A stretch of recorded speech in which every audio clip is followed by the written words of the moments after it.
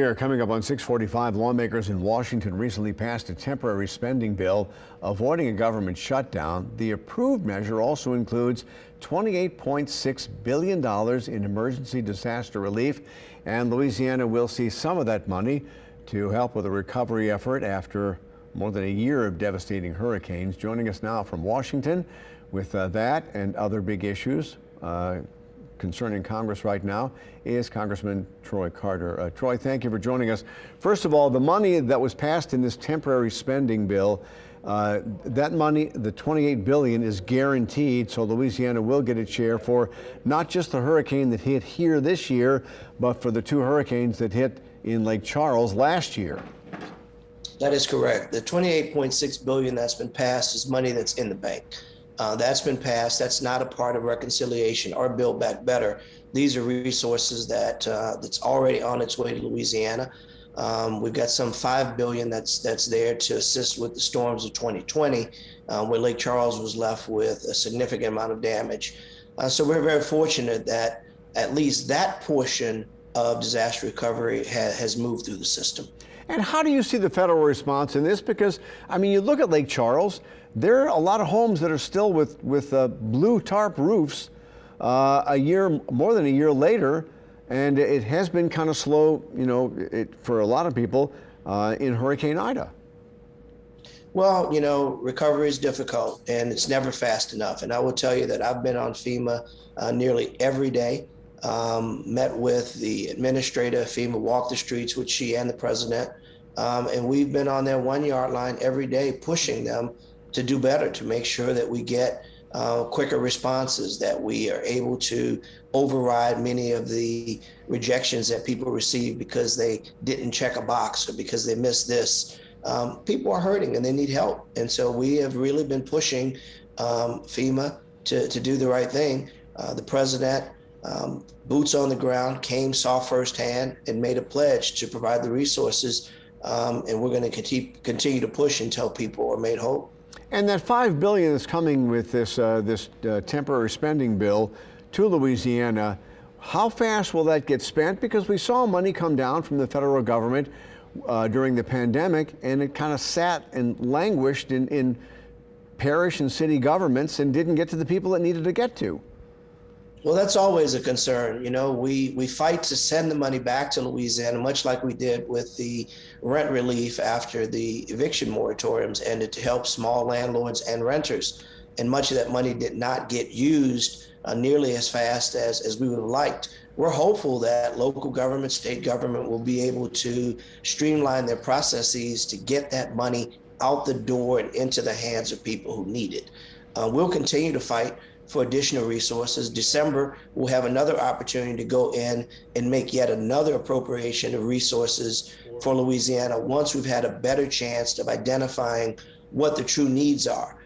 Much of the devastation hasn't completely been evaluated yet to determine what the final ticket will look like, but we know that we'll be coming back in December to ask for more money for Louisiana.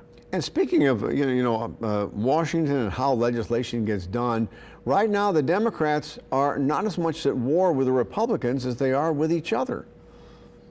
Yeah, I think what you're seeing is this great opportunity that we have to do so much, that people have different ideas on how much we can do, how far we can go. And so we've got two simultaneous tracks. We've got one, which is the reconciliation and the infrastructure bill, and the other side is the Build Back Better. So the infrastructure bill is really, pure brick and mortar, roads, bridges, tunnels. And that had bipartisan support. That's exactly what Joe Biden said he wanted to do. That bill, that $1.2 trillion measure, has bipartisan support. Yes, it does. And I think when it's all said and done, the Build Back Better can too. Maybe not at the 3.5 trillion, maybe at a lesser number. But I think that even the battle, if you will, between a discussion, we'll call it, between the Democrats, be it progressives, moderates, or what have you, will boil down to a more reasonable number, and we'll end up having the best of both worlds. Maybe not as large as some would like, maybe not as robust as some would like, but certainly this opportunity to do something that is life-changing, something that our country hasn't had a chance to do, and that is to have a very significant infrastructure bill that includes not only the brick and mortar, but also the social side of bringing children and families out of poverty, creating real economic development, broadband and healthcare. These things are measures that are critically important to the American people and certainly important to Louisiana. Well, and I think the fear is by a lot of people that if the Democrats keep on fighting over the reconciliation bill, which is a much bigger bill, that they may wind up with nothing. And that's a danger. And what I've been saying to my colleagues on both sides of the aisle is we should never let perfect be the enemy of the good. Right now, we've got measures that are really good, that's never been done before, an amount of investment that we haven't seen in Louisiana or in America.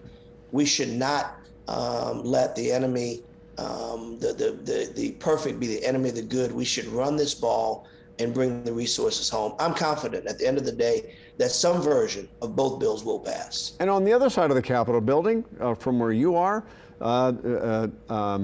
Mitch McConnell is saying that he's willing to gamble on letting this country default on its debt to, is it prove a point, or to try and stop the Democrats from spending so much on this reconciliation bill? Eric, that's totally irresponsible.